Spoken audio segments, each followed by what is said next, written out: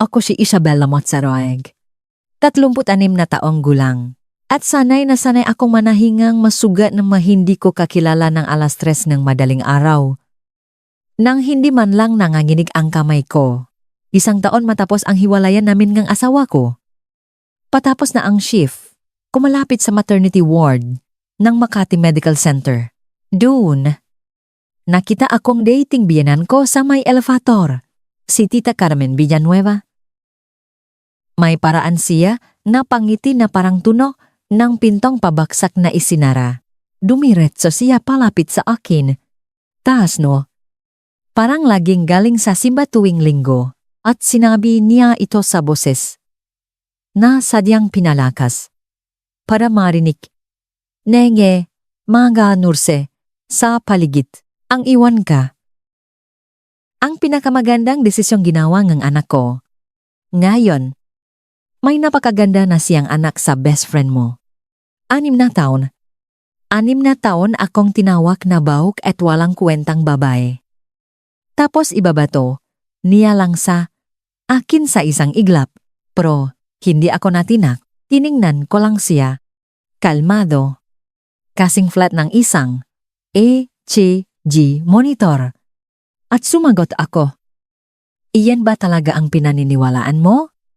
Tita, 5 minuto matapos iyon. Isang lalaking hindi niya inaasahan at hindi rin inaasahan ng best friend ko ang pumasok sa mismong pintong iyon. At angkay sa isang pangalan na ayaw nilang lumabas, ay malapit ng basahin ng malakas sa loob ng Makati Regional Trial Court para sa mga taong mas gusto ang tahimik na hustisya.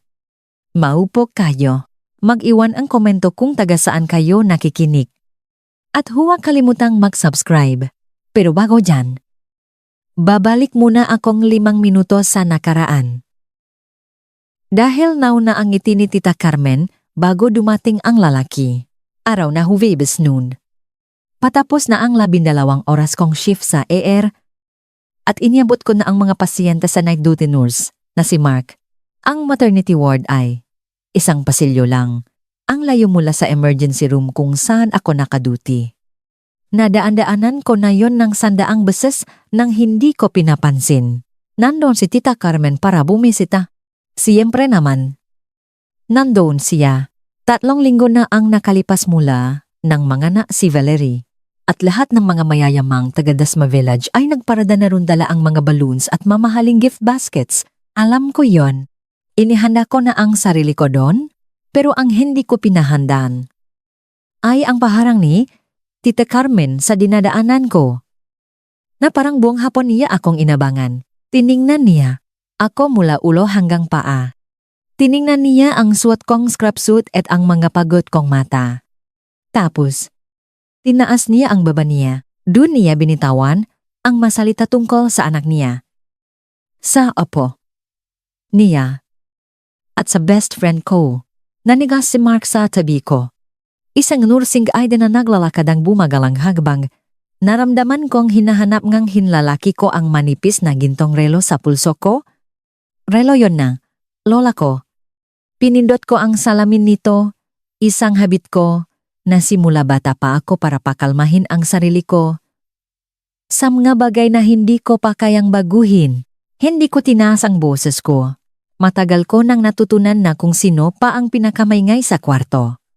Siya pa madalas ang walang hawak na katotohanan. Iyan ba talaga ang pinaniniwalaan mo, tanong ko ulit sa kanya. Mas mahinahon ngayon, napakurap si Tita Carmen. Naguluhan sa pagiging kalmado ko, siguro inaasahan niya na iyak ako. Magagalit. O kahit man lang manginig. Wala siyang nakuha at sa dulo ng pasilyong iyon. Bumukas ang automatic doors na may kasamang mahinang tunog. Hindi pa ako lumingon para tingnan kung sino yon. Hindi ko alam kung sino ang parating. Pero alam ko kung ano ang mga bagay na inumpisahan ko na. Ito ang dapat ninyong malaman tungkol sa akin para maintindihan niyo ang buong kwento.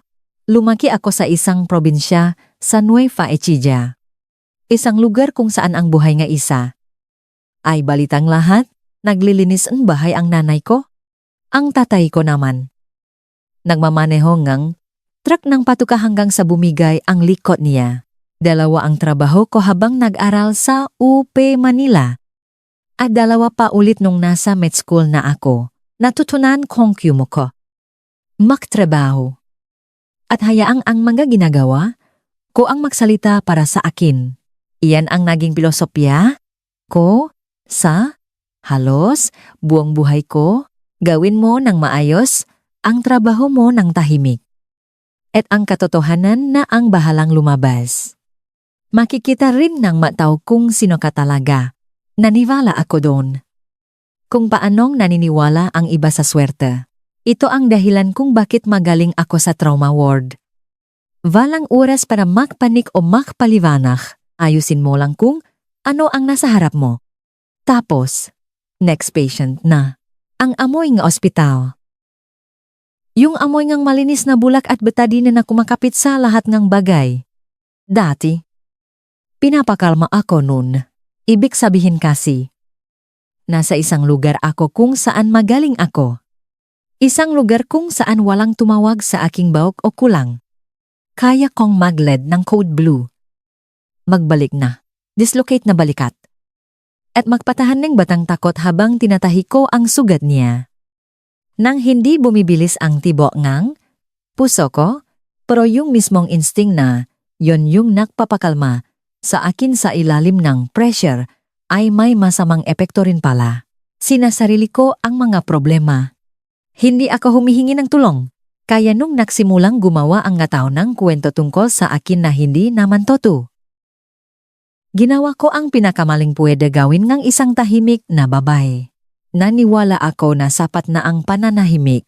Ospital na lang ang nag-isang lugar kung saan walang nangahas na tawagin akong walang kwenta. Dahil sa labas, enge trabaho. Ibang kwento na ang buhay ko. Pinakasalan ko si Alex Villanueva nung 28 taong gulang ako. Charming siya. Yung tipong ipapramdam, niya samga din niya kakilala, na espesyal sila, tanda niya ang nga pangalan. Nakikipakamay siya na parang toto talaga ang intensyon niya. Kalahating Maynila, kayang ibuwis ang buhay para sa kanya. At sa unang ilang taon namin, ganun din ako. Gusto namin na anak. Sinubukan namin ng matagal. Pero walang nangyari. At yung walang nangyari na yon, parang naging ikatlong tao. Sa hapakainan namin, sa bahay namin sa Kapitolyo, matapos ang 2 taon. Ginawa ko ang gagawin ng kahit. Sinong doktor? Nag-suggest. Ako na pareho. Kaming magpa-test. Simple blood tests. Basic workup. Mga bagay na nire-request ko para sa mga pasyente ko araw-araw. Tumanggi si Alex. Nung una tumawa lang siya. Tapos naging defensive. Sabi niya, ang mga lalaki raw sa pamilya Villanueva. Walang ganyang problema. Dinaan niya pa sa usapang pananampalataya na dapat daw. Ipasa Diyos na lang namin. Nagpumilit ako minsan 2 beses. Tapos hinayaan ko na. Hindi mo naman kasi pwedeng kalat ka rin ang isang matandang lalaki papunta sa klinika. At dahil naniniwala pa rin ako na ang pananahimik ay isang uri ng pasensya. Mag-isa akong nakapatest. Ang resulta, normal na normal. Naalala ko na nakaupo ako sa kotse ko sa parking lot ng klinik. Binabasa ang printed report. Nakahinga ako ng maluwag, pero nalito rin. Kung hindi ako ang problema.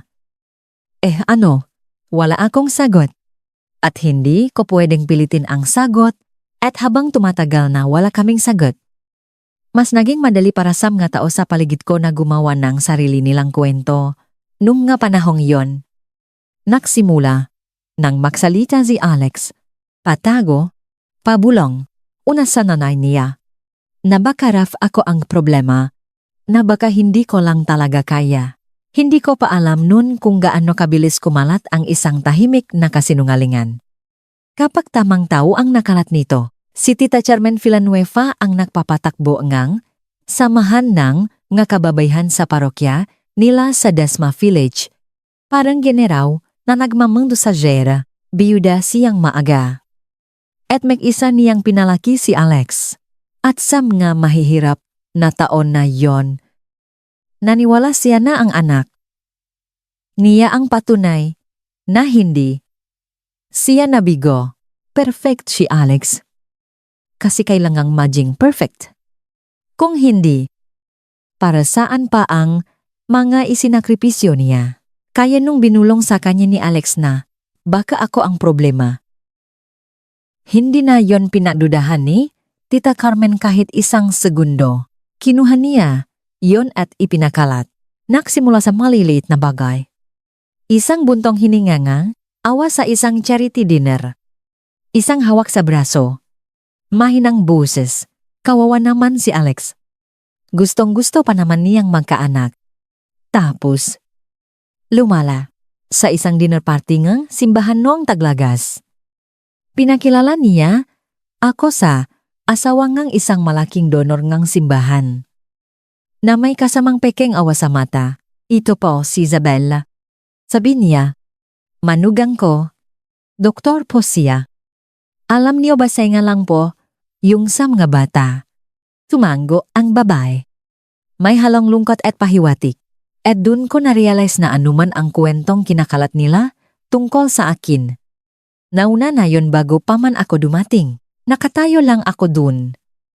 Suot ang magandang damit. May hawak na wine glass. Habang tinatapi ni Tita Carmen ang kamay ko na parang ako, ang kailangan ng comfort. Tapos, sinabi niya ang linyang paulit-ulit niyang, sasabihin sa loop ngang. Maraming taon, yung linyang sinasabi niya na kasing normal lang ng pagpapasalamat ng ibang tao, may mga babae talagang hindi pang pamilya. Ngumiti siya nung sinabi niya yon. Naniwala siya doon. Yun ang pinakamasakit.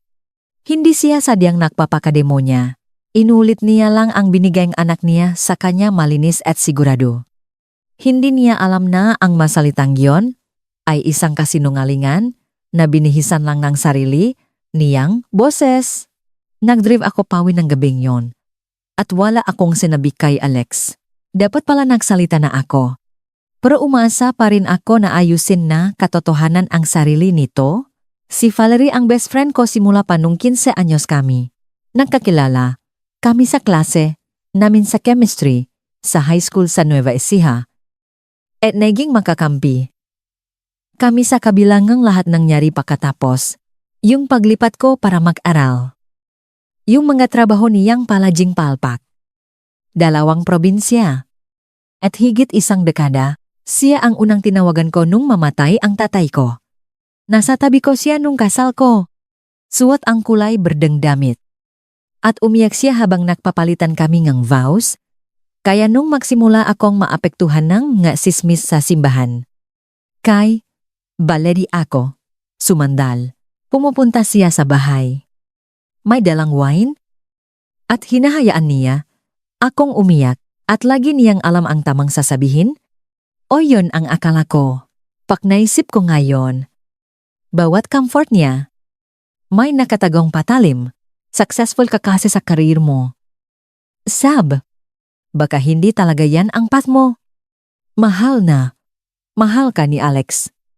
Huwag mong pansinin yung nanay niya. Hindi mo kailangan ng baby para maging buo. Mabubuting salita. Lahat yan, pero laking tumatama sa parehong sukat. Laging pinapaalala sa akin kung ano ang pinaniniwalaan nilang kulang sa akin. Hindi ko napansin nun kung gaano kadalas lumipat ang tingin ng mga mata niya kay Alex sa kabilang bahagi ng sala. O kung paanong alam niya ang schedule ni Alex kahit hindi ko naman kinukuwento. Masyado akong naging abala sa pagiging nagpapasalamat na may isang taong hindi ako hinuhusgahan. Uupo siya sa sofa sa mismong sala ko. At sasabihin sa akin na deserve ko and mas magandang buhay. At tatangon naman ako. Hindi ko man lang naisip kahit isang saglit na ang ibig niyang sabihin. Ay, siya ang deserve ng buhay ko, ang mataong katulad ni Valerie. Hindi nila kinukuha ng isahan kung ano ang sayo. Hinihiram nila ng paunti-unti. Hanggang sa isang araw. Pakatingala mo. Wala na. At nakatayo sila sa gitnang lahat ng meronka. Na parang sa kanila yon simulat sapul. Nagtiwala ako ng buo sa kanya. Iyan ang pangalawang pakakamaling hindi ko alam na ginagawa ko na pala. Nag-file ng annulment si Alex. Isang arong Martes, umuwi ako galing duty para lang makita ang isang brown envelope sa ibabaw ng mesa sa kusina. At ang kalahating ng closet niya na walang laman. Hindi man lang siya naghintay para sabihin mismo sa akin. Pagdating ng weekend, lumipat na siya sa kondo ni Valerie sa Rockwell at ang kwento ko. Naisulat na nila. Ang bersyong kumakalat ay malinis at malupit malamig daw si Isabela. Kasalang daw sa trabaho si Isabela. Hindi daw mabigyan ng anak ni Isabela ang asawa niya. At ang gusto lang naman, nege lalaki, ay bumuo ne pamilya. Diba? Tiniyak ni Tita Carmen na maririne, yon nga bawat upuan sa simbahan. Si Valerie ang best friend kong si Valerie wala man lang sinabi para itama yon. Hinayaan akong 2 taong pinakamatagal na nakakakilala sa akin na maging isang masamang halimbawa sa paningin ng iba at hindi ako lumaban. Kasi pakiramdam ko, pag lumaban ako, bibigyan ko lang silang rason para maging tama. Ni isang salita wala akong pinost sa social media. Wala akong tinawagang kahit isang tao para ipagtanggol ang sarili ko. Pumasok ako sa trabaho kinabukasan. Inayos ko ang nabailing paso na isang teenager. At sinabi kong, magiging maayos din ang lahat. At naging mayos anja, yun lang ang naramdaman kong pinakatotoong nagawa ko sa buong linggo. Kung naranasan mo nang lunukin ang isang kasinungalingan tungkol sa sarili mo para lang mapanatili ang katahimikan ng isip. Para isalba ang pamilya, pakakaibigan, o reputasyon na inabot na ilang taong para baon. Alam mo kung anong lasa nun. Lasang dugo na hindi mo pwedeng idura. Makinikayong mabuti dito. Dahil dito ko nagsimulang maintindihan ang isang bagay. Ang katahimikan na pinakaingat-ingatan ko, hindi naman pala akin para ingatan. Pagmamayari itong taong nagsisinungaling tungkol sa akin. Sila ang may kailangan na manahimik ako. Ay komento ang salitang toto kung napunta ka na sa sitwasyong ito. At ituloy mo lang hang panonood. Dahil hindi nagtagal ang pananahimik ko. Gusto kong ikuwento sa inyo ang araw kung kailan tinuruan ako ngang medical bot na may mga bagay na dapat ipaglaban ng maingay. Ang kuwento ay hindi na tungkol sa kasal. Ko noong araw na pumasok na ito sa ospital ko, ilang taon, na kong nasa listahan para maging head ng emergency department. Ako ang gumawa ng trauma protocols na ginagamit ngayon sa halos kalahating mga ospital sa buong rehiyon. Akin na talaga ang posisyon na yon. Alam ngang lahat yan. Tapos, nakarating ang mga tsismis sa board of directors. Hindi ang katotohanan. Walang katotohanan na mahahanap doon. Kunyang hukis lang nito. Magulo ang personal. Nabuhay nidra. Matsaraig. May magaduda sa pagdedesisyon niya. Nabalitaan. Niyo ba ang hiwalayan nila? Ang masinasabi ngang pamilya nga, ex-husband niya, isang board member na kagolf ng Titoni? Alex ang nagsimulang magtanong ng nga matatalim, na tanong tungkol sa kakayahan kong makli sa ilalim ng pressure, na parang hindi ako gumugol ngang isang dekada sa pagpapanatilingang. Kalmado habang may mga taong naubusan ngang dugo sa kama ko, nang i-announce ang posisyon. Napunta ito sa taong kalahati lang ngeng, experience ko at walang ni isang protocol na nagawa, sinabihan nila akong malakas na kandidato daw ako. Mahirap daw na. Desisyon yon. Hindi nila sinabi sa akin ang totoong dahilan. Pero lumaki ako sa probinsya. Alam ko ang tunog ngang husga na nakukunwaring papuri. Yun ang gabi kung kailan may nagbago.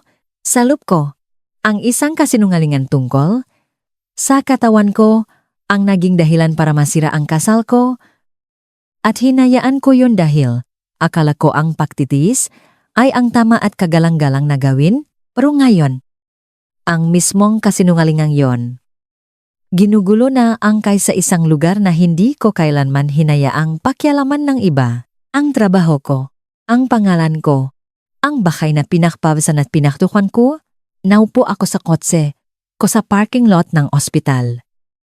Gaya ng pag-upo ko ilang taon na ang nakalipas habang binabasa ang normal na resulta ko. At na-realize ko, ang katahimikan na pinagmamalaki ko. May katumbas palang presyo. At ibang tao ang patagong naniningil nito.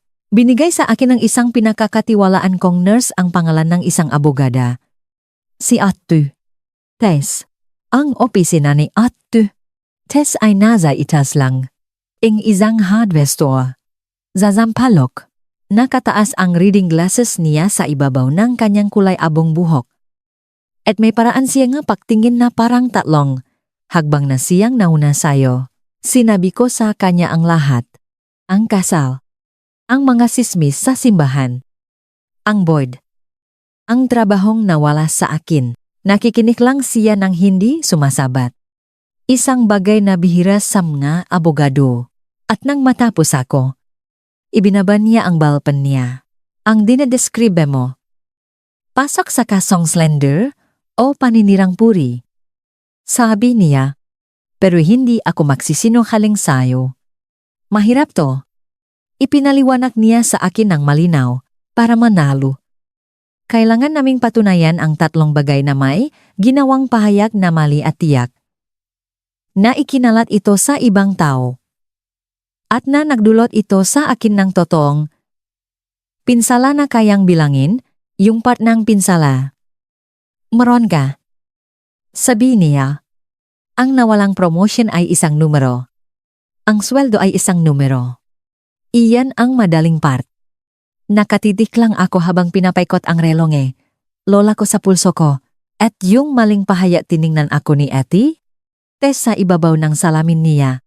Iyan ang part na kailangan mong maging handang ipaglaban sa publiko. Sasabihin nilang totoo ang pahayag nila. Sasabihin nilang baw ka talaga. Para manalo. Kailangan handa kang patunayan na hindi ikaw ang may problema. Parang may bumaksak sa sikmura ko, kasi siyempre, hindi ko mapapatunayan. Yun, normal ang results ko. Pero ang normal na result, hindi sinasabi kung kanino talaga ang kasalanan. Sinasabi lang nito na hindi akin, muntik na akong tumayo at umalis. Parang iniimbita ko lang ang buong siyudad para pagpistahan ako. Tapos, sinabi ni Ate, Tess ang bagay na kailangan kong marinig. Ang pananahimik ay hindi isang kabutihan. Isabella, kung sinisira na nito ang karir mo, minsan, ang pinakamabait na magagawa mo para sa sarili mo ay pilitin silang patunayan ang mga sinasabi nila. Hindi ako agad sumagot, pero hindi rin ako umalas.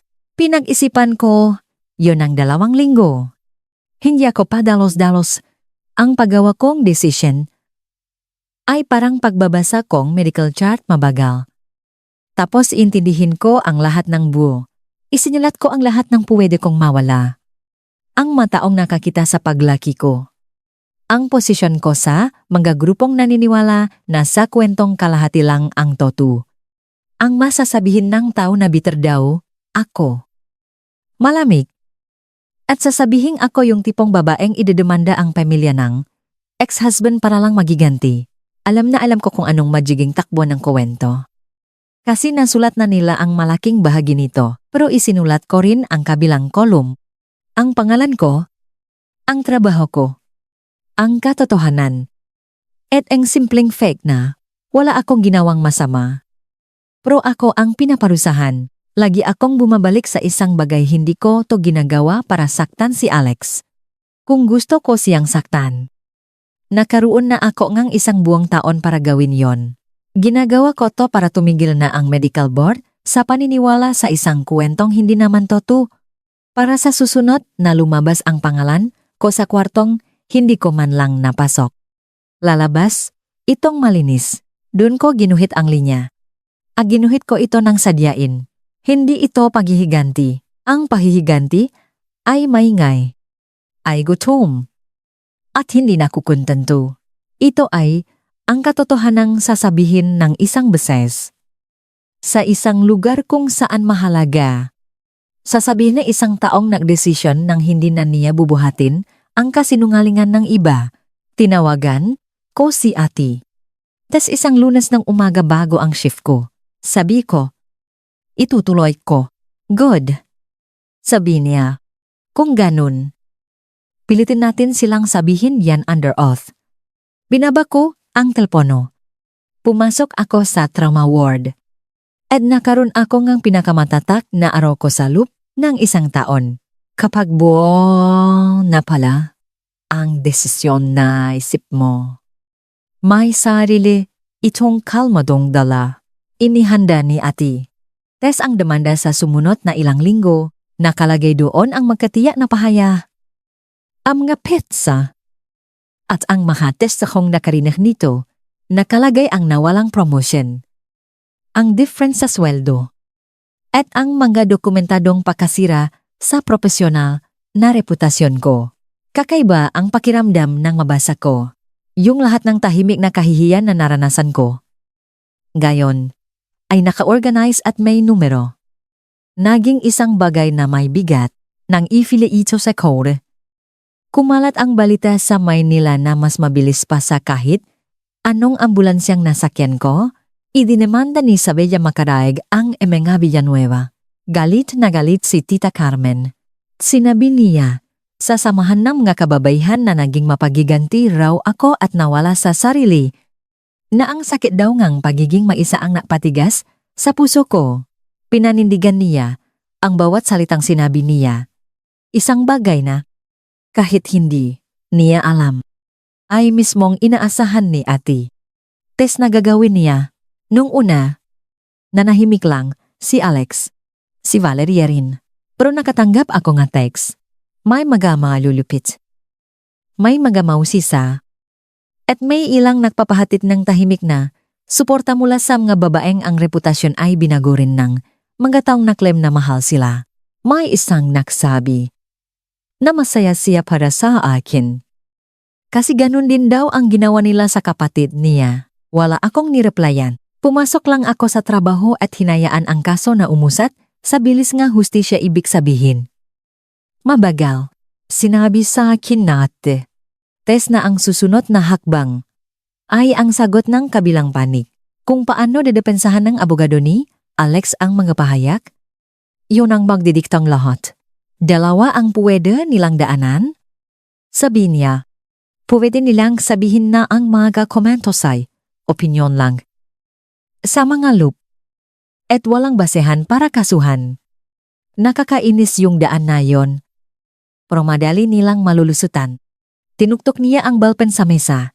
O pwede nilang itusok ang bandila nila at sabihin na totoo ang mga pahayag na ikaw talaga ang dahilan. Ang tawag doon, truth as a defense. Yun ang pinagdadasal kong daan na piliin nila. Tinanong ko kung bakit. Ngumiti siya na, parang isang babaeng alam na ang sagot. Kasi kapag ginawa nila yon, kailangan nilang patunayan. At para mapatunayan yon, kailangan nilang magbukas ngang pinto. Ang pangalawang daan ang pinili nila, siyempre, nagfinang. Sagot ang abogado ni Alex na nagtusok sa bandila eksakto kung saan inaasahan ni ate. Tess, ang depensa nila. Sa simplang salita hindi paninirang puri ang nga sinabi nila. Dahil totoo ito, na ako talaga ang rason kung bakit hindi nagbunga ang bata ang kasal namin, ang problema Raf. Ayon sa papel, ay medical. At sa akin yon, nang tawagan ako ni ate, Tess, para ibalita ito. Narinig ko ang tuwa sa boses niya, nasabi na nila ang magic words. Sabi niya, truth is a defense. Pero ito ang hindi nila pinag-isipang mabuti. Uminto siya ng isang segundo para mapatunayan na totoo ang pahayag nila. Para mapatunayang ikaw ang bahok. Kailangan nilang ilatak sa harap ngang judge ang medical records ninyong dalawa. Ngayon, hindi ko sasabihing madali to. Ang reproductive records ay ang pinakapribadong dokumentong pwedeng hingin at hindi ito basta-basta binibigay ng mga judge. Kailangan pa nating kumbinsihin ang korte na konektado at tama ito sa kaso? Pero sumumpa sila sa batas na siguradong ikaw ang dahilan. Hindi nila pwedeng sabihin yon. Tapos tatanggi silang patingnan ang sa kanya. Iyan ang butas. Hindi, ito pintong bukas. Na bukas. Butas lang ito. Pero kaya kung trabahuin ang isang butas. Dahan-dahan akong naupo sa upuan ng kusina ko. Ipinaliwanag niya sa akin kung ano ang ibig sabihin nun. Nilinaf ni Atte. Test na inilagay lang nila sa alanganin ang sariling kakayahan ni Alex na makaanak. Ilang taon siyang nagtago sa likod ko. Pero dahil isinumpa niya ito sa korte, binigyan niya kami ng rason para tuluyan na siyang ipaimbestiga. Walang kasiguraduhan. Pero ito na ang pinakamagandang pagkakataon namin sa loob ng 6 na taon. Ang katawan ko ang palaging pinag-usapan sa madiner, at sismisan, at sa kagustuhan. Nilang gawin itong opisyal. Sa kagustuhan, nilang manalo. Sa korte nang isinisigaw ito. Ginawangam nga Villanueva ang kaysa isang bagay na ayaw nilang mangyari. Binuksan nila ang pinto para imbestigahan si Alex. Naisip ko bigla yung pag-atras. Niya sa mates ilang, taon na ang nakararaan. Yung mamatatalim na salita. At kung paano laging napuputol ang usapan kapag papunta na sa kanya. Hindi muna ako kumibo kay ate. Tess. Pero may isang hibla nga, alaala na matagal ko nang ibinaon ang biglang gumalaw. At naramdaman ko ang pahata nito. Hindi ako nakatulog ng gabing yon. Kaya ginawa ko ang lagi kong ginagawa kapag may hindi tukma. Binalikan ko ang timeline sa utak ko mabagal at maingat. Parang nakbabasa na lumang chart na nakahanap ng nakaligtaan ko noon. At nandun yan. 7 taon na ang nakararaan. Isang umaga nung bago pa lang kaming kasal. Pumunta si Alex nang mag-isa sa isang klinik sa Manila para sa tinawag niyang routine check-up. Buong araw siyang wala. Pag-uwi niya. Iba na siya. Tahimik. Wala sa ugali niya. Ang bilis uminit ng ulo niya sa akin ng walang dahilan. At naksilensya na alakba ko makdenar. Isang bagay na hindi niya ginagawa tuwing weekdays. Tinanong ko kung okay lang ang lahat. Sabi niya, manluloko raw ang doktor. Sayang lang, ang oras niya. At iniba, ang usapan na napakabilis. Anaiwan ang marka sa isip ko. At ito ang rason kung bakit napapatitik na lang ako sa kisame ngayon, pagkatapos ng araw na yon. Hindi na, siya kailanman nagbukas na, usapan tungkol sa pagpapates. Ni minsan, bago siya pumunta sa Manila. Nagpapanggap pa siyang sineseryoso, niya ang tanong. Pero pagkatapos nun, sarado na ang usapang. At sa mga sumunod na linggo rin, nagsimula ang sismis tungkol sa akin nung oras na yon. Naisip ko lang na bad trip. Siya dahil nasayang ang araw niya. Hindi ko kinonekta sa iba. Dahil wala naman akong hinahanap na kasinungalingan. Hindi mo pinahihinalan ang taong mahal mo. Pero ngayon, sa mga salita ni ate, Tess na umaalinggaw-ngaw sa tinga ko. Ang tahimik na araw na yon sa Manila ay hindi mukhang nasayang na oras.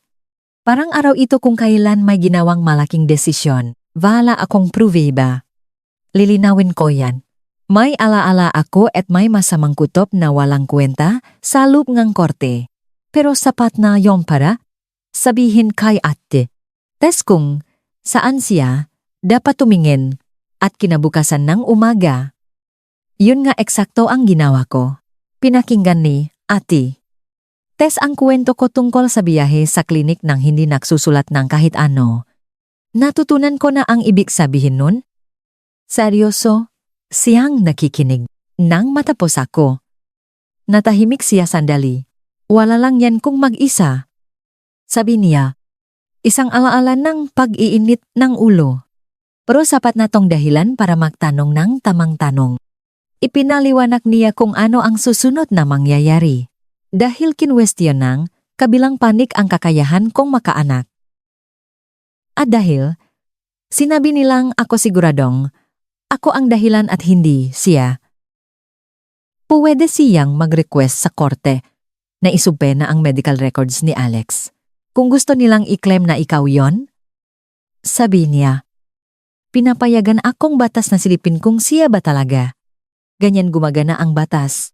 Hindi mo pwedeng buksan ang pinto ng kalahati lang.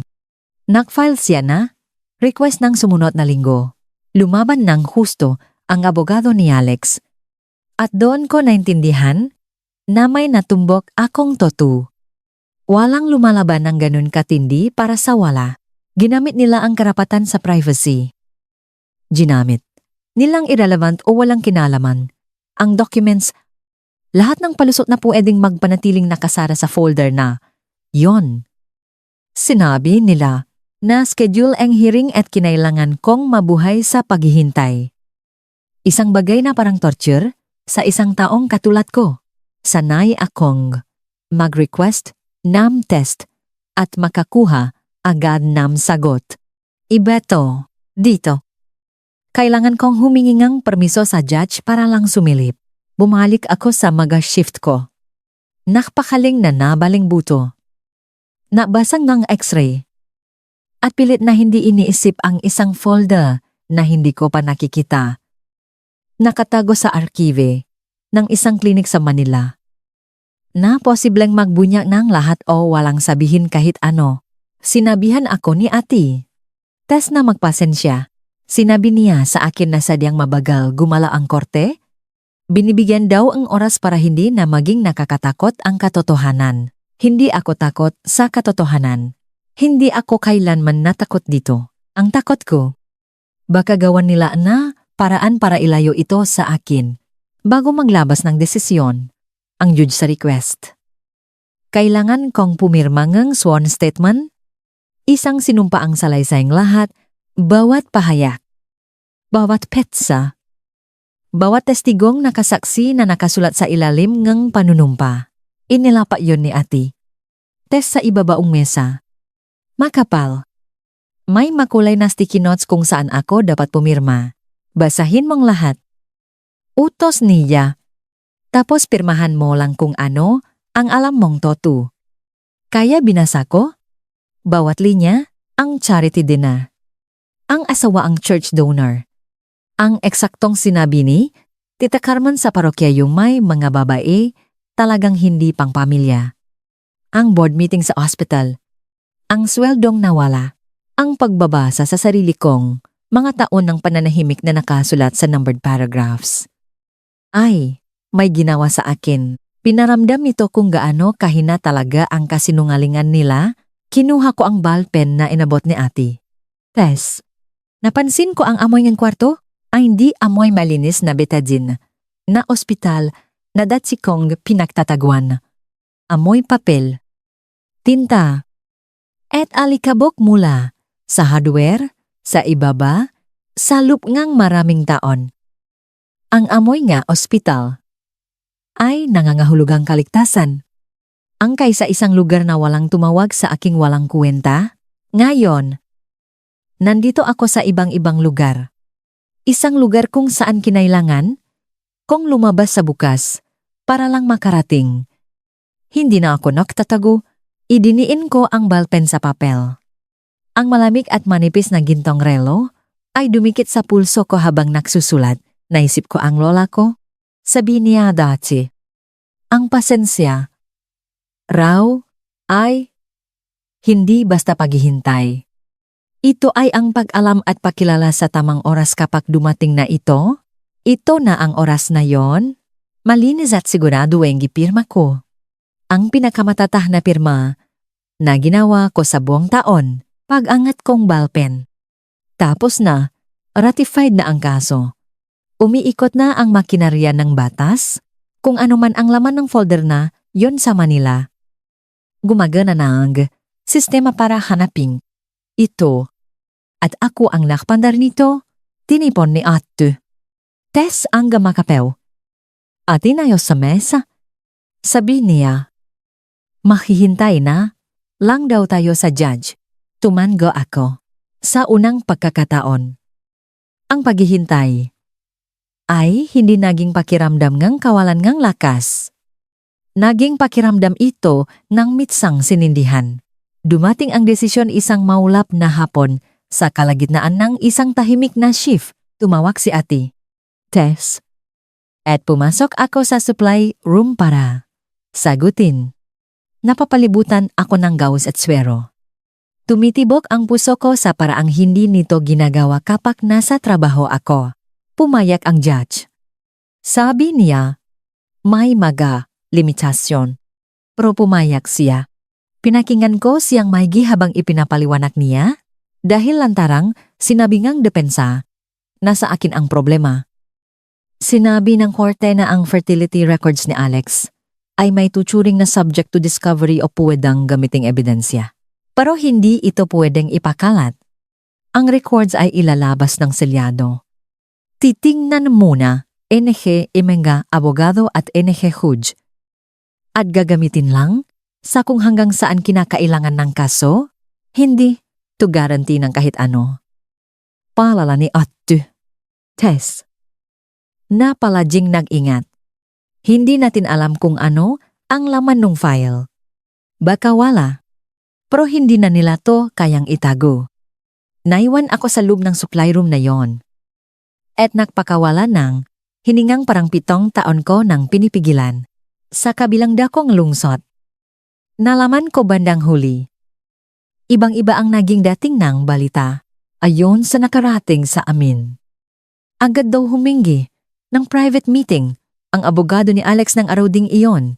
2 beses na tumawag si Tita Carmen sa opisina ni Ate Tess. Magalang nilang sinabi na hindi siya pwedeng kausapin ngang abogada at sa unang pakakataon. Ang nga taong gumugol nga, ilang taon sa paggawa nga, kwento tungkol sa katawan ko, ay namutla sa ideya na ang korte ang magdedesisyon kung ano ang totoo sa katawan ni Alex. Hindi ako nag-celebrate. Gusto kong maintindihan niyo yan, wala akong tinext. Hindi ko inisiyan ang sarili ko sa salamin. Tinapos ko ang shift ko. Sinulat ko ang chat ng mga pasyente ko. At nang-drive, pauwi ng mag-isa. Pero nang gabing yon, nakatulog ako ng dire-diretso sa unang pagkakataon sa loop ng ilang buwan. Alam ko kasing parating na ang folder. At alam kong ang mafola. Hindi katulad ng tao. Hindi marunong. Maksinungaling ang unang senyales na may mali sa kampo nila. Hindi galing kay Alex o kay Tita Carmen. Galing kay Valerie. Bigla siyang nag-text sa akin mula. Sa wala matapos ang 1 taon ng pananahimik. Please wag mo nang ituloy. To alang-alang sa bata. 3 beses kong binasa yon. Hindi kami nag-usap simula nung hiwalayan. Kinuha niya ang asawa ko at ang buhay ko. At ni minsan, hindi siya nagparamdam. Tapos ngayon, bigla siyang nagmamakaawa sa akin na itigil ang isang demandang wala namang kinalaman sa kanya sa tingin ng iba. Doon ako naktaka. Ang kaso ay, sa pahitan namin nina Alex at Tita Carmen, tungkol to sa mga salitang sinabi sa katawan ko at sa trabahong nawala sa akin. Bakit si Valeria ang taong nanalo sa paningin nila ang matatakot? Bakit ang isang babaeng nasa kanya na ang baby, ang asawa, at ang bahay ay magte-text sa ex-best friend niya ng hating gabi?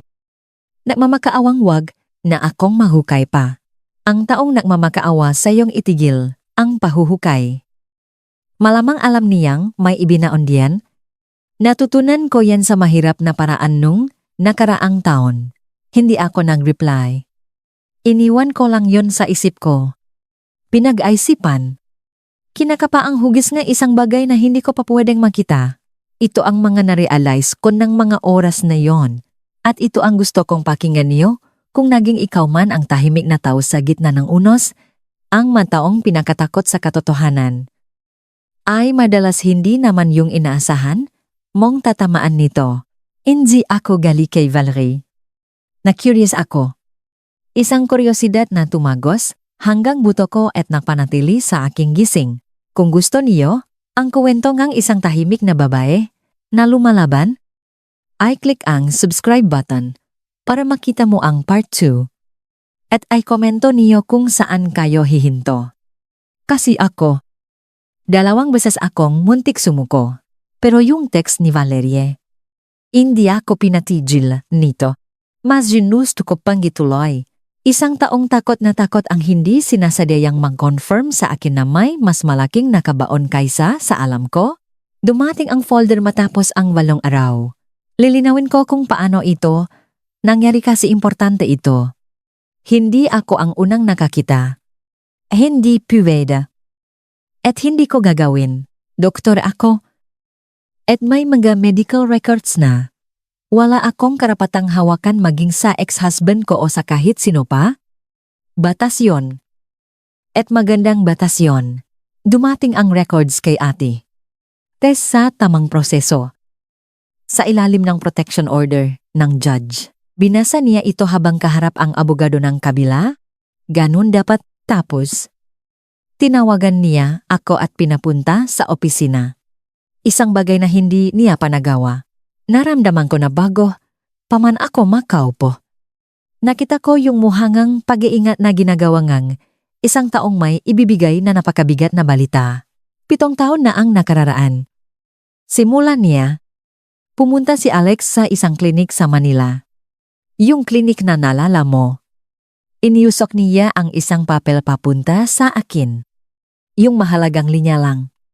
Ang iba ay nakatakip itim sa ilalim utos korte.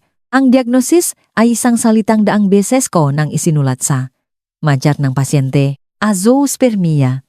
Kawalan ng sperm na pwedeng bilangin. Mismong ang doktor ang nagsabi kay Alex sa malinaw na medikal na salita na hindi siya pwedeng makabuang ang sariling anak. 7 taon na ang nakararaan. Yung mismong linggong umuwi siyang mainit ang ulo. Nagbago. At isinara ang usapan habang buhay. Yung mismong linggong nagsimula, ang nga sismis tungkol sa akin. Natahimik ako. Wala akong galaw. Tinitigan ako ni ate. Test na parang pasyenteng kakarating lang ang lab results. Hindi ako umiyak. At hindi ako sumigaw. Naramdaman ko lang ang isang malaki at tahimik na bagay na unti-unting bumabalik sa ayos sa loob ko. Parang butong bumalik sa tamang posisyon. 6 na taon. 6 na taon akong tinawag na palpak. Bahog. Ang kahihiyan ng pamilya Villanueva. At ang lalaking hinayaan ang buong lungsod na paniwalaan yon. Alam na alam buong panahon. Nasa kanya pala ang pagkukulang. Nag-drive ako pauwi na dala ang kaysa isang nakatuping papel sa bag ko. Hindi ko binuksan ang radyo. Inexpect ko na mararamdaman kong nanalo ako. Inihanda ko na ang sarili ko diyan. Nag-alala pa nga ako kasi ayokong maging taong masaya sa pagkasira ng iba. Pero walang dumating na saya. Ang dumating. Mas kakaiba. At mas malungkot. Pigatis siguro. 6 na taon ng buhay ko. Sinalo ko ang isang sugat na hindi naman talaga akin. Bawat tingin ng awa sa parokya. Bawat maririnig kong may mga babae talagang hindi pang pamilya. Bawat gabi nagising, ako at inisip kung anong mali sa akin. Kung paanong tinraidor daw ngang katawan ko ang kasal namin. Lahat pala yon ay kwentong isinulat ni Alex para itago ang isang katotohanang hindi niya. Kayang harapin sa sarili niya, ibinigay niya sa akin ang kahihiyan niya. At hinayaan niya akong buhatin ito sa harap ngang. Maraming tao sa loob ngang maraming taon at pinanghawakan ito ngang nanay niya ng mahigpit. Nakatambay ako sa loob na kotse ko sa parking lot na kondo ko. Palagi na lang akong nandito sa kotse kapag may nakbabago sa buhay ko at may sinabi ako ng malakas. Sa hangin. Parehas na salitang sinabi ko kay Tita Carmen sa pasilyo ng ospital. Iyan ba talaga ang pinaniniwalaan mo? Kaya lang ngayon. Naintindihan ko na kung ano ang tinatanong ko sa buong panahon na yon. Tinanong ko ito sa isang babaeng siguradong sigurado na sira ako. At ang totoong sagot ay nakatago lang. Pala sa isang selyadong folder sa klinik sa Manila. Hindi ako sira. At hindi kailanman naging sira ang ginhawa nun. Hindi parang fireworks. Parang isang mahabang pahinga. Parang unang malalim na hininga matapos ang buwan ng kakapusan at sa ilalim nun. May bagong tanong na namumuo na hindi ko na pwedeng pigilan. Ito ang tanong. At hindi na pwedeng. Bawing kapak na buo na. Kung 7 taon nang hindi pwedeng makabuo si Alex. Kung tama ang klinik. At kung totoo ang diagnosis. Ibig sabihin, ang bata na pinagmamalaki ni Tita Jarman sa pasilyo. Ang batang inirampan ni Alex sa maternity ward. Ang batang dahilan kaya niya ako iniwan para sa best friend ko. Hindi pwedeng sa kanya. Malupit ang math nito. Pero sobrang simple. Ang lalaking may ganong diagnosis. Alos imposibleng. Makabuo NG anak ng natural. Hindi impossible sa ilang rare cases. Pero napakalabong mangyari kapag walang treatment, isang treatment na hindi kailanman ginawa ni Alex. Nag-iwan ito ng napakalaking butas para balewalain lang. Dalawa lang. Ang pwede maring. Nakamali ang klinik ng. Sobra-sobra nangyayari ito. Pero bihira o kaya, ang babi na akala ng lahat ay anak ni Alex Villanueva. Ay anak ng iba. Hindi ako magpapanggap na alam ko kung alin sa dalawa, pero alam kong tanong ito na kailangan ng totong sagot. Hindi chismes, at bigla na lang. Nagkaroon ng saysay. Ang text ni Valerie ng hating gabi. Please wag mo nang ituloy. Alang-alang sa bata. Hindi siya nag-aalala na masasaktan ang damdamin ni Alex sa kaso. Nag-alala siya sa pwedeng ilabas ng korteng puno ng medical records. Dahil may alam si Valeria na hindi alam. Nege iba. Alam niya kung sino talaga ang ama ng bata. Gusto kong maging maingat dito sa kung ano ang ginawa at hindi ko ginawa. Dahil importante, sa akin na ginawa ko ito ng tama. Hindi ko pinakialaman ng medical records na bata. Wala akong karapatan. At hindi ko gagawin. Inosente ang bata sa lahat ng ito. At wala akong hinangat kundi ang kabutihan ng batang yon, ang hawak ko. Ay isang lantarang kontradiksyon. Na mismong gawa NG, depensa NG, Emeaga Villanueva. Sumumpa silang ako ang bahog. Sinabi ng records na si Alex yon. At may malusok na baby sa kabilang bahagi ng lungsod na napapatunay na may nagsisinungaling tungkol sa isang bagay na mas malaki pa sa isang kasal. Tinawagan ko si ate. Tes para sabing mukhang may, iba pang mas malalim na nakabaong kaysa sa akala nata, hindi man lang siya natigilan. Sabi lang niya, hayaan natin ang korte na maghanap nun, hindi kami. Encore, ang lalaking pumasok sa kwarto ng ospital nung araw na kinuwento ko sa simula. May pangalan siya, McCoy. Hindi ko siya kilala nun. Nalaman ko lang ang tungkol sa kanya katulad ng lahat sa kwentong ito, mabagal, tama, at sa pamamagitan ang prosesong hindi nagsisinungaling, lumalabas. Nanong mabuwan na nakakamabutihan, sina Valerie at Alex. Habang sinisiraan pa ako ni Alex sa mundo na ako ang depektibo. May iba kang kinikita si Valerie, si McCoy. Isang tahimik na lalaki na pinaniwala niyang seryoso sila nung pinili ni Val si Alex. Hiniwalayan niya si McCoy ng tuluyan. Blinok ang number niya. Hindi niya sinabing buntis siya. Wala siyang sinabi tungkol sa dudet o ospital. Nagsugal siya na mawawala na lang si McCoy. At hindi mapagtatakpi ang mga pangyayari. Pero nakuha ni McCoy ang timeline. Nagtatanong-tanong siya nang patago sa ilang taong pareho nilang kilala. Kinaumagahan ng araw na yon. May isang kakilala na nadulas at nasabi ang pangalan ng ospital at petsangang pangangana. Kaya pumunta siya para tingnan ang batang hinihinala niyang kanya. At sa sandaling pumasok siya sa pinto angkay sa isang taong siguradong-sigurado si Val na hindi siya mahahanap. Namutla si Valerie. Iyan ang imaheng gusto kong isipin niyo, si Tita Carmen. Ang tasenjelipad malapit. Sa elevator. Sigurado na ang perpektong buhay nga anak niya ay patunay na wala akong kwenta at 5 hagbang sa likuran niya. Papasok sa maternity ward. Ay ang buhay na patunay na ang perpektong buhay na yon. Ay nakatayo sa parehas na klaseng kasinungalingan kung saan nila ako binaon sa loop ng maraming taon. Hindi ko ginawa ang moment na yon. Hindi ko nga rin naintindihan nung nangyari yon. Nginisen ko lang si Tita Carmen at tinanong kung yun ba talaga ang pinaniniwalaan niya at bumukas ang pinto. Pumasok ang isang estranghero. At ang buong Kastilyo ngang kasinungalingan ay tahimik na gumuho ng wala man lang akong ginagawa. Kalaunan, sasagutin ng family court ang mga tanong ni McCoy. At sa isang lungsod kung saan lahat ay sobrang sigurado sa katotohanan tungkol sa katawan ko. Ang katotohanan tungkol sa katawan ngang lahat ng tao ay malapit na ring mabunyag, alam ni Alex. Iyan ang palaging bumabalik sa isip ko. Ang nagpapabigat at nakakagalit.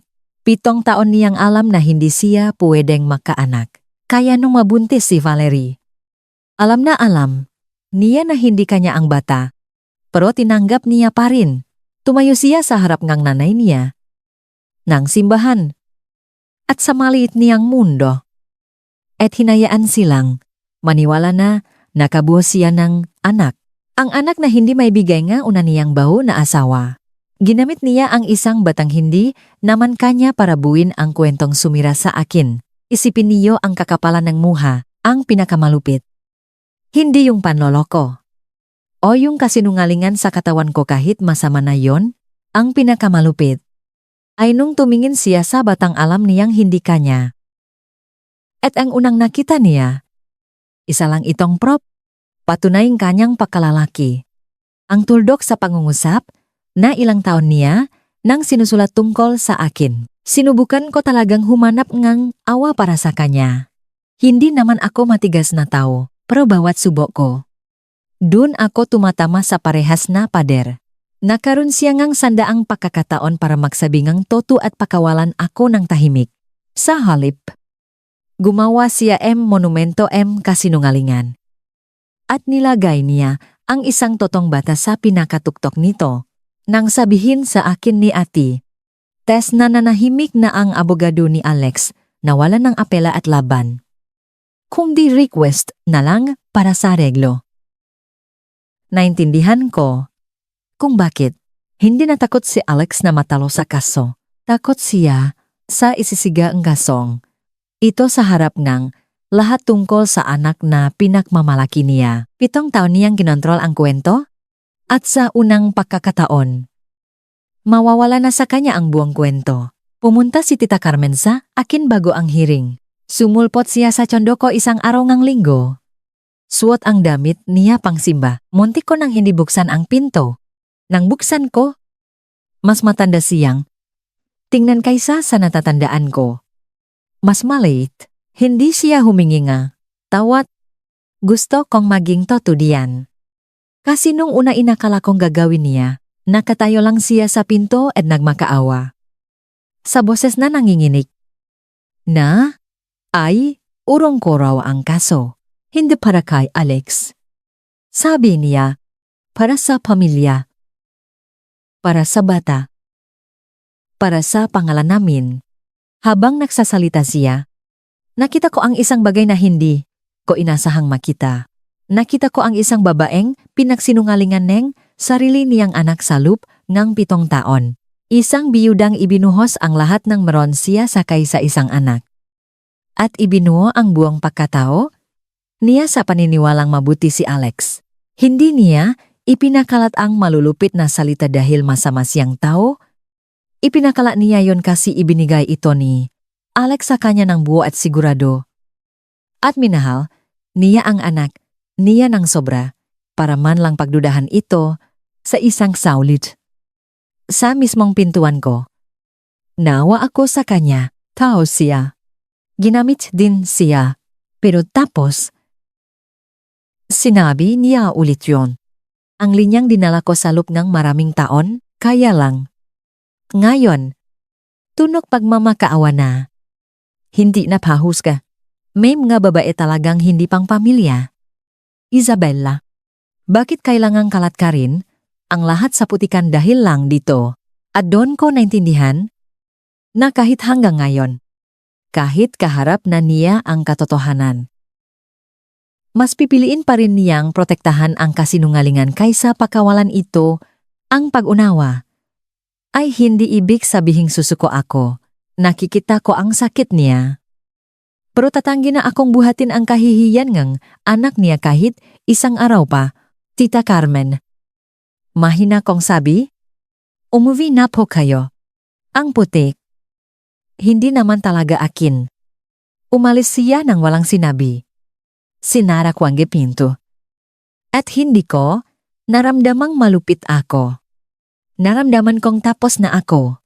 Nag-alok ng settlement ang abogado ni Alex. Isang tahimik na areglo. Magbabayad silang danyos. Maglalabas ng private apology sa hospital board at lilinisin ang record ko. Kung papayak akong salyuhan ang lahat at huwag na itong pag-usapan kailanman, ipinatong ni Ate Tess ang official mea sa niya at tinityan ako. Pinaliwanag niyang magandang deal ito sa papel. Mababawi ko ang pangalan ko? Malalaman ng board ang toto. At makukuha ko lahat ng gusto ko. Hindi siya mali. Sa usapang numero, panalo ako. Babalik ang reputasyon ko. Ang promotion. At ang kailangan ko lang gawin ay hayaan ang katotohanan na ibulong sa isang pribadong kwarto. Tapos ikukulong sa drawer habang buhay. Habang si Tita Carmen ay magtutuloy sa pagbitaw ng linya niya sa simbahan. Patuloy na ipamamalaki ni Alex ang anak na hindi naman kanya. At ang kwento tungkol sa sirang doktor ay mananatiling buhay sa Masulok, Maynila.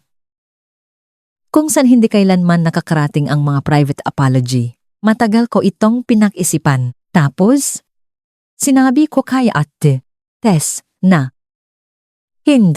Hindi dahil sa gusto kong magiganti. Gusto kong maging malinaw dahil mahalaga ang pinakaiba nito. Hindi ako tumanggi dahil gusto kong makitang masunok si Alex. Tumanggi ako dahil ang pribadong katotohanan ay mas tahimik na bersyon lang ang parehas na kasinungalingan. 6 na taon nilang sinabi. Yun tungkol sa akin ng malakas. Sa masimbahan, zamgadin na naririnig ng lahat ang pagtama nito. Dapat sa parehas na lugar, walang bulong, walang nakasliyong drawer. Ang katotohanang sasabihin ng isang beses, kung saan ito babakat, sa harap ngang parehas ng mga taong naniwala sa kasinungalingan. Sinabi ko kay Ate Tess na hindi ako aktong humihingingang sorry para sa sugat na siya ang gumawa. Nasasabihin ko ito ng isang beses kung saan mahalaga. At tapos nun, hindi ko na to bubuhatin. Tinakpan ni Ate Tess ang balpan niya at ngumiti. Sabi niya, kung ganon, tuloy tayo sa trial. Maksud kang damit na madali kang makakahinga. Nangyari ang hearing sa Makati RTC isang malinaw at malamig na umaga. In-expect kong kakabahan ako. Nagdad na ako ng libo-libong cardiac arrest na hindi nanganjinig ang kamay ko. Pero iba to dahil ngayon, sarili ko ang nakasalalay. Napuno ang kwarto katunayang ganito gumalaw ang mga maliliit na sirkulong lipunan. May 2 miyembro ng hospital board para makita kung saan sila nakamali. Ilang babae mula sa samahan sa parokya ni Tita Carmen nga parehas na taong tumango sa Peking Awa, niya sa loop ngang maraming taon. Si Tita Carmen, matigas ang upo sa second row. Si Alex sa tabi, abogado niya, namumutla. Pinagpapawisan sa suwet niya na medyo maluwag na ngayon. At si Valeria, nasa likuran, hindi gumagala. Kasama ang isang tahimik na lalaking nang nangalang Machoy, na nakaupo 2 hilera sa likod niya. Kahit hindi ako lumingon. Nararamdaman ko siya. Naupo ako sa mesa kasama si Ate Tess. At naramdaman ko na lahat ng bigat ng 7 taon ay nasa Iisang kwarto na, 6 na taon. Ang nga taong, to ang naging audience ng kahihiyan ko. Nakita nilang palihim na nasira ang isang babae at wala man lang nagsalita. O mas malala, inulit pa nila, ngayon, audience na sila ng ibang kuwento. Iyan ang bahaging ipinagpilitan ko. Ang bahaging naintindihan ni Ate Tess, ang kasinungalingan ay naging pampubliko. Ang katotohanan, dapat pampubliko rin sa harap ngang mismong nga matang ito. Kundi, hindi talaga nito mabubura ang nagawa. Hindi ako pumunta para sumiga. Matagal ko nang pinagdesisyunan yon, pumunta ako para hayaang ang katotohanan ang tumayo sa liwanag. Sabihin ng may mga testigo at nakarecord, sa kaysa isang kwarto kung saan ang pagsisinungaling under oath ay may kaparusahan. Umupo na ang judge. Tumahimik ang buong korte. Naramdaman ko ang malami na relongong lola ko sa pulso ko.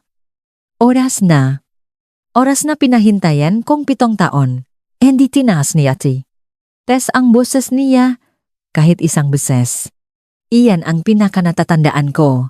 Binuo niya ang kaso kung paano bumuo net diagnosis. Isa-isa, kalmado at walang pagmamadali, hanggang ang mismong konklusyon na lang ang natitirang nakatayo. Nilatak niya ang mapahayag, ang petsa, ang mga testigo, ang mismong nga salita ni Tita Carmen sa paroya, na may mga babae, talagang hindi pang pamilya. Nilatak niya ang pinsalaang nawalang promosyon, ang sweldo, ang sira sa pangalan ko, tapos binalikan niya ang mismong depensang kabila na tuturo ang mapahayag na ako ang bahog at hiniling niya sa judge na silipin ang medical records na mismong ang depensa ang nagpilit na isali sa ilalim ng confidentiality order. Binasa lang ang linyang kailangan. 7 taon na ang nakararaan. Nadiagnosis si Alex Villanueva sa isang klinik sa Manila na may kondisyong imposible para sa kanya ang makabuo anak sa natural na paraan. Nagiba ang simoy ngang hangin sa kwarto. Nakita ko ang mababae sa parokya na lumingon kay Tita Carmen. Nakasingputla ng papel. Tapos si Ate Tess, na napakakalmado. Inilapak sa mesa ang kontradiksyon.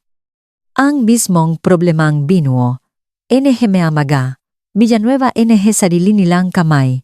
Sumumpa ang depensa na kasalanan ko ang walang laman ng kasal. Sabi ng medical report.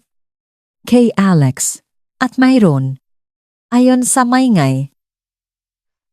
Na bersyon gang pamilya. Isang anak, idinagdag niya na ang issue ng paternity ng batang. Yon ay naging konektado ngayon sa isang hiwalay na kaso sa family court at sa DNA test sa kasong yon. Napatunayan na hindi si Alex Villanueva ang biological na ama. Sinabi niya ito ng malinaw. Walang drama. Parang nakababasa lang na blood test result. Doon tumadyo si Alex. Nanginig ang boses niya sa buong kwarto. Sumisigaw na hindi nila pwedeng gawin to. Na hindi pwede to. Inutos enejejudnaw mo po siya. Tumadyo na ring si Tita Carmen. Sinisigaw ang pangalan ko na parang nabibintang. Sinasabing hindi totoo, na binalaktat ko ra lahat. Silang dalawa. Maingay. Nasisiraan ng bayit. Habang ako, kalmado lang nakaupo sa mesa at walang sinasabi, bumaling sa akin si Tita Carmen. Gaya nga isang taong, nalulunot, nakakapit kahit saan. Nawalan na ang poise. Niya, ang kunwaring pagiging disente niya bilang alta sosyedad ay nabasag. At mula sa guwo, lumabas ang kaysa isang salitang natitira sa kanya. May MGA babae talagang hindi pang pamilya sigaw niya. Habang nanginginig ang daliri, niya na nakaturo sa akin mula sa kabilang bahagi ng korte. May mga babae talagang hindi? Hindi niya na natapos ang pangalawang beses. At dahan-dahan akong tumayo. 7 taon akong naghihintay. Hindi ko ito mamadalin. Hindi ako sumigaw. Pinanatili kong flat at malinaw ang boses ko. Ang boses na ginagamit ko kapag kailangan kong magsabing ng totoong balita sa isang pamilya, yung boses na mas kalmado pa kaysa sa pwedeng gikayaning energizang gikwarto. Tama ka, Tita Carmen. Sabi ko, tumahimik ang buwang korte. Tama po kayo. May isang tao sa kasal na to na hindi talaga pwedeng makaanak. Hinayaan kong tumagos yon. Tiningnan ko si Alex. Tapos binalik sa nanay niya ang medical record. Simula at sapul. Pangalan lang niya ang nakasulat. Sa likod ng isip ko, may tumutuktok na kantangang simbahan. Yung kinanta nung kasal ko. Na si Tita Carmen ang pumili. Yung kantang umaling-aungaw sa simbahan nung araw na pinakasalan ko ang lahat ng ito. Noon. Iba ang ibig sabihin nun? Ngayon. Kabaliktaran na. Bumasa ang kamay ni Tita Carmen. Nakatakip ang mga kamay ni Alex sa mukha niya at ang mga babaysa. Samahan ng simbahan yung mga tumango sa pakasira ko sa loob ng maraming taon na kaupo. Lang doon habang ang katotohanan ay tuluyang bumabagsak sa kanila. Binabago ang lahat ng akala nila ay alam nila. Hindi ako sira. At hindi kailanman nadyang sira. Ang lalaking hinayaan ang buong lungsod na paniwalaan yon. Nakaupo lang 2 metro ang layo. Nakakaduro-duro. Habang ang kalmadong babae na tinawag nilang Baok ay matatag na nakatayo sa sarili niyang mapa, sinabi ko ito nang minsan. Nang malakas. Kung saan ito mahalaga. At sa wakas. Pinapakawalan ko na, ang sumunod ay hindi madrama gaya naisip niyo. Walang sigawan. Walang kinalatkat palabas. Mas tahimik pa yon. At para sa mga Gabi Nueva. Mas malala, hindi na ulit nakden niya si Alex. Hindi na niya kaya. Nakayuko lang siya habang humihingi ng recess ang sarili niyang abogado at nang pumayak ang judge. Hindi siya tumayo. Nanatili siyang nakayuko sa lupngang, sweet na maluwag na. Sa kanya, isang lalaking pinapanood ang 7 taong kuwento na gumuho sa isang umaga. Kinuha nga babae sa parokya ang magabak nila at lumabas nang nakayuko ang mata. At alam ko, pagdating ng gabi, ang totoong kuwento ay iikot na sa Maynila na kasing bilis ng inikot ng kasinungalingan nila noon. Sumunod si Tita Carmen sa kanila. Mas malit kaysa sa nakita ko sa buong buhay ko.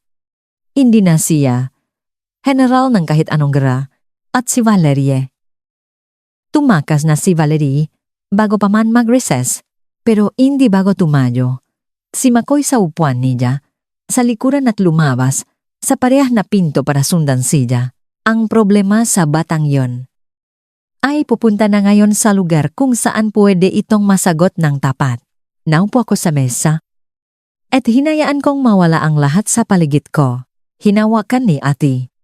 Tes ang balikat ko. Sabi niya, ginawa ko daw yon nang hindi man lang tumataas ang boses ko.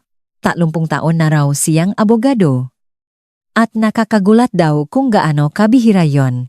Ang mga nakikita at nahahawakang bagay ay dumating sa mga sumunod na linggo. Gaya ang inaasahan, ang katayuan sa lipunan ni Alex ang bagay na prinotektahan, niya kapalit ng buhay ko sa loob ng maraming taon ay tuluyang nawala. Hindi ka pwedeng tumakas sa korte sa ganong klaseng sirkulo. Lumipat siya pakalipas ng ilang buwan. Sa Cebu, sa lugar kung saan walang may alam ng kwento, 7 taon niyang sinigurado na paniwalaan ng lahat ang kasinungalingan tungkol sa akin. Sa huli, hindi kinailangan ng katotohanan na habulin ko ito. Kinailangan lang itong sabihin ng isang beses. Sa tamang kwarto, hindi na nag-iskandalo ang hospital board at okay na yon sa akin. Ilang linggo matapos ang hearing, pinatawag akong medical director. Isa siya sa 2 nakaupo sa korte.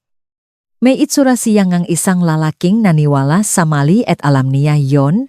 Sabi niya, "Fakan daw, Ulit ang posisyon bilang AR, head. Na-review daw nila ang issue.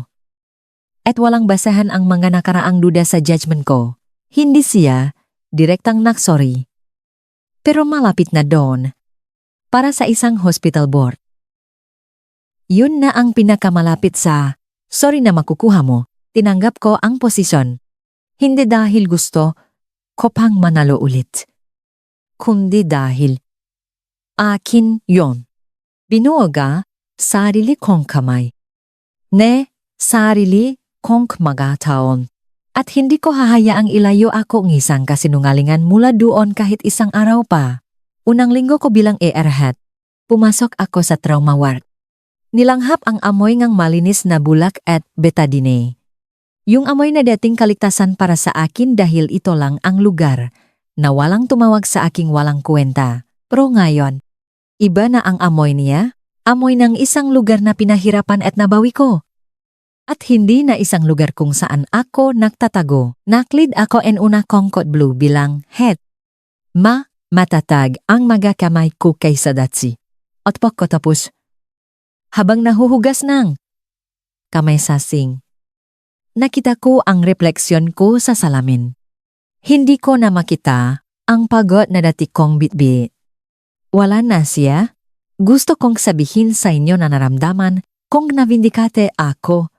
Totoo yun, pero higit dun. Naging magaan ang pakiramdam ko para akong nagbuhat ng sako ng gabato sa loob ng 7 taon.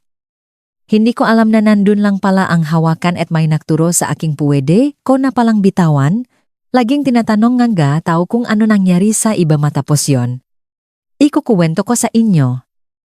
Tapos tatapusin ko na umalis si Alex. Katulad na sabi ko. Balita ko na sa Chubusia. Nagsisimula ulit kung saan hindi pa kilala ang kwento. Wala akong hinihiling na masama sa kanya. Wala na rin akong hinihiling na kahit ano. At isang klase na yun ang kalayaan na wala ni Tita Carmen ang kaysa isang bagay kung saan niya itinayo ang pagkataon niya. Hindi dahil kinuha ko yon.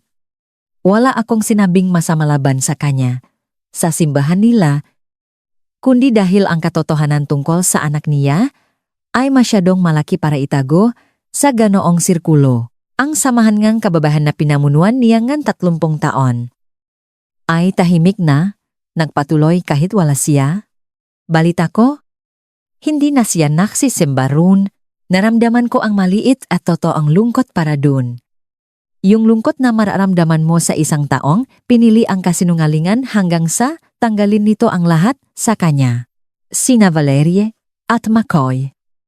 Inayos ang isyu sa bata, sa family court, at sana, alang-alang sa batang yon.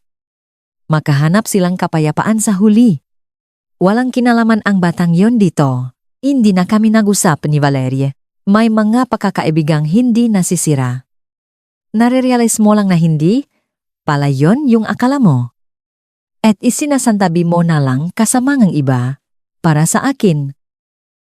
Nakuha ko ang trabaho. Sa akin ang tsondo. At nanatili ang relo sa pulso ko. Wala na akong idinamanda pa. Nakuha ko na ang pinunta ko. Malinis ang pangalan ko. Nakatayo ng mag-isa ang katotohanan. At sapat na yon, may isang huling bagay akong ginawa bago ako tuluyang tumigil. Nagsulit, ako na maikling sulit kay Tita Carmen. Hindi mahaba. At hindi galit. Naisip ko siya nang nakatayo siya sa pinto ko. Babaeng pinagsinungalingan ng sariling anak pero pinili pa rin ang kasinungalingan, na-realize ko. Ayokong magdala ang galit sa kanya habang buhay. Ang galit. So ko lang bato, kaya ginawa kong simple. Hindi ko nabubuhatin ang kasinungalingan ng anak mo. Isinulat ko. Sana ikaw rin. Yun lang. Wala akong inasahang reply. At wala akong nakuha. Pero ang pagsulat nito ay naksara sa lahat ngayong gabi. Tinanggal ko ang relonggola ko sa pulso ko. At tinitigan, ito ngang 1 minuto habang iniisip ang lagi niyang sinasabi na ang pasensya ay hindi paghihintay. kundi pakilala sa tamang oras. Kapag dumating na ito, nahintay ako ang 7 taon para sa tamang oras. Dumating na ito at hinarap ko at ngayon. Ang oras na binibilang ng relo na ito ay hindi na inutang mula sa kung anumang pahuhusgang iba. Akin na lang to, ang buong tahimik na parte ng buhay ko ay tuluyan nang naging akin kung may isang bagay man kayong natutunan sa kwento ko. Sana ito yon. Ang katotohanan ay hindi sumisiga at hindi humahabol. Nahihintay lang. Ito, pasensyoso. Katulad ng isang relo. Hanggang sa araw na may isang tao na hindi na natatakot na magtanong ng tamang tanong ng malakas. Iyan ang kwento ko. 6 na taon sa reputasyong hindi kailanman naging akin at isang tahimik na tanong na gumiba sa lahat ng ito. Kung nasabihan ka na ikaw ang sira, ito na ang sign mo para bitawan yan. Sabihin ang katotohanan mo kung saan mahalaga. Tapos, pakawalan mo na kung nakarating sa'yo to. Ay share mo sa taong kailangang makarinig nito ngayong gabi. Mag-give ng komento. Mag-subscribe. At makita tayo sa susunod